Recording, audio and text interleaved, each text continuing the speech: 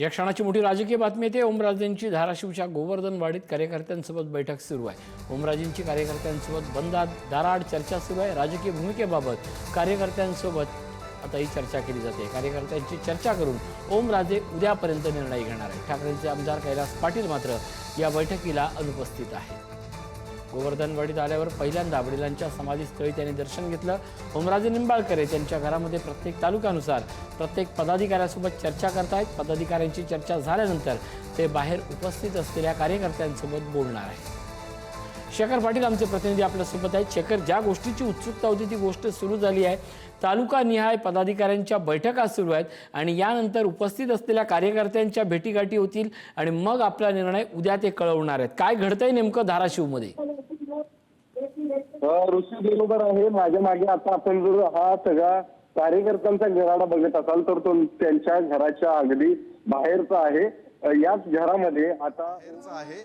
याच घरामध्ये आता ओमराजे निंबाळकर संपूर्ण धाराशिव जिल्ह्यातील उस्मानाबाद जिल्ह्यातील खरं तर या आजूबाजूच्या अनेक भागातील जे कार्यकर्ते त्यांना भेटण्यासाठी आलेले आहेत ते तालुका वाईज सगळ्यांची गाठीभेटी घेताना पाहायला मिळतात आणि सगळ्यांची प्रामुख्याने सुरुवातीला अनेक पदाधिकाऱ्यांची ती भेट घेत आहेत आणि ती पदाधिकाऱ्यांची भेट घेऊन झाल्यानंतर ते कार्यकर्त्यांची भेट घेणार आहेत आणि याच ठिकाणी मी ज्या ठिकाणी उभा आहे तिथं येऊन बाहेर ते सगळ्यांना संबोधित करणार आहेत आणि आपला निर्णय जो आहे तो त्या सगळ्यांशी संवाद केल्यानंतर खरं तर जाहीर करणार आहेत अशी माहिती आता मिळते। त्यामुळे निश्चितच या ठिकाणी मोठ्या प्रमाणात कार्यकर्ते जे ते जमा झालेले आहेत। आता देखील मी काही दृश्य या संपूर्ण परिसरातली जर दाखवली तर आपण जर बघताय मोठ्या प्रमाणात कार्यकर्ते जे ते या ठिकाणी दाखल झालेले आहेत, जे काही वेळातच ओमराजे निंबाळकर बाहेर येतील अशी माहिती या ठिकाणी मिळते आणि त्यानंतर या सगळ्यांशी बातचीत केल्यानंतर हे ओमराजे जे ते आपला निर्णय जो आहे तो जाहीर करणार आहेत।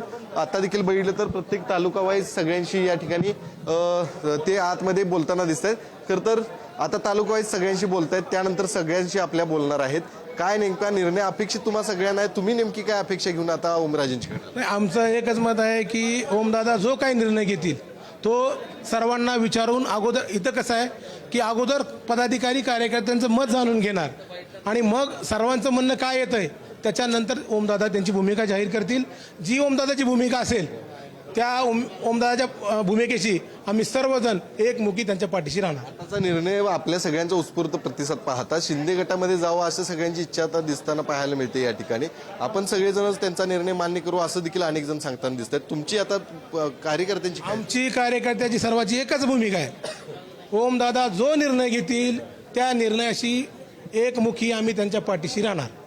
तर ठाकरे गटाने जे दारं उघडी केली होती, आज सकाळी देखील बोलणं झालं होतं। उद्धव ठाकरेंशी देखील त्यांची बोलणी झालेली अशी माहिती आता अधिकृत आलेली आहे बाहेर। त्यामुळं ते सर पुन्हा एकदा त्या ठिकाणी एकत्र येणार असतील, पुन्हा एकदा हे सगळ्यावरती पडदा टाकणार असतील तर कार्यकर्ते म्हणून आपल्याला सगळ्यांनाही मान्य असेल। नाही, आम्हाला एकच ओमदादांचा काय निर्णय असेल, जो काही निर्णय असेल त्या निर्णयाशी आम्ही सर्वजण त्या निर्णयाशी आम्ही पाठीमागे राहणार। काय सांगाल तुम्ही देखील कार्यकर्ते इथं आला?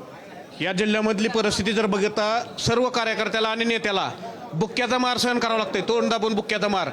जर दादाने हा निर्णय घेतला तर दादाला आमची सगळ्यांना विनंती आहे आणि शिंदे गटाला या इथल्या जे परिस्थिती आहे राजकीय परिस्थिती, तर त्या राजकीय परिस्थितीनुसार निर्णय घेतला तर त्यांना केंद्रीय मंत्रीपदच दिलं पाहिजे, तरच दादांना सुद्धा या निर्णयामध्ये आम्ही सगळेजण सहभागी आहे। काय खरं तर आपण सगळे आता थांबलेला आहात, त्यांच्या निर्णयाची वाट पाहताय, काय निर्णय अपेक्षित? आमची सगळ्यांची या ठिकाणी एकच भावना आहे की दादांच्या या जिल्ह्यामध्ये सगळ्या जिल्ह्याच्या सगळ्या वासियांना न्याय मिळावा, ओमदादांना लाल दिवा मिळावा ही आमची सगळ्यांची या ठिकाणी आज भावना आहे। त्यामुळे आम्ही आज दादा जे निर्णय घेतील त्या निर्णयाचे आम्ही दादांच्या पाठीशी आहेत। तर ते शिंदे गटात जावं असं तुमचं सगळ्यांचं 100% हे बघा, दादांची ओळख सगळ्या महाराष्ट्राला माहिती आहे। काम करणारा नेतृत्व आहे, काम करणारा माणूस सत्तेत असल्यानंतर सर्वसामान्य कार्यकर्त्यांची भूमिका आणि यानंतर खासदारांशी असलेला संवाद याकडे आपलं लक्ष असंच असणार आहे। तुर्तास धन्यवाद शेखर या अपडेटबद्दल।